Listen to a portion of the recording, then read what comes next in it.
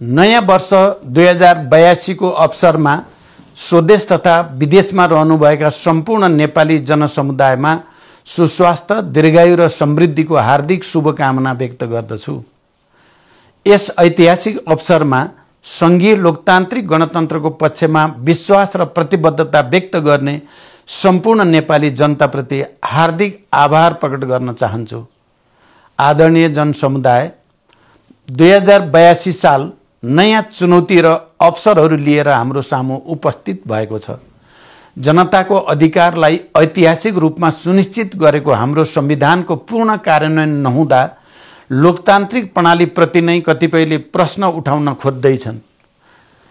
सरकारले दलाल र बिचौलियाका पक्षमा स्वेच्छाचारी निर्णयहरू लिइरहँदा जनआक्रोश बढ्दै गएको छ, जसको फाइदा प्रतिगामी शक्तिहरूले लिन खोजिरहेका छन्।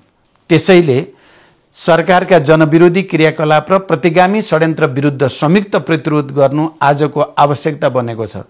नेपाली जनता लोकतान्त्रिक गणतन्त्रको विकल्प अझ सुदृढ लोकतान्त्रिक गणतन्त्र हो भन्ने कुरामा र सामाजिक न्याय र अग्रगामी परिवर्तन चाहन्छन् भन्ने तथ्य पुनः पुष्टि गर्दै नयाँ सङ्कल्प लिन अग्रसर छन्। साँचो अर्थमा यही सङ्कल्प र प्रतिबद्धता नै नयाँ वर्ष 2082 को शुभकामना हो। हामी गौरवशाली इतिहास बोकेका सार्वभौम नेपाली हौँ। हामीले न्याय, स्वतन्त्रता र समानताका लागि त्याग, तपस्या र बलिदानका कैयौँ कीर्तिमान कायम गरेका छौँ। हाम्रो भविष्य पछाडि फर्केर होइन, अगाडि बढेर मात्र उज्यालो बन्न सक्छ।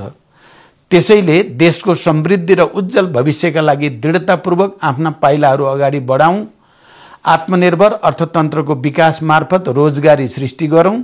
सुशासनका नयाँ मानकहरू स्थापित गरौँ। देशलाई उन्नत र समृद्ध राष्ट्र निर्माण गर्न एकताबद्ध भएर अगाडि बढौँ। नयाँ वर्षको अवसरमा यही दृढ सङ्कल्प गर्न आह्वान गर्दै आम जनसमुदायमा पुनः हार्दिक शुभकामना व्यक्त गर्दछु।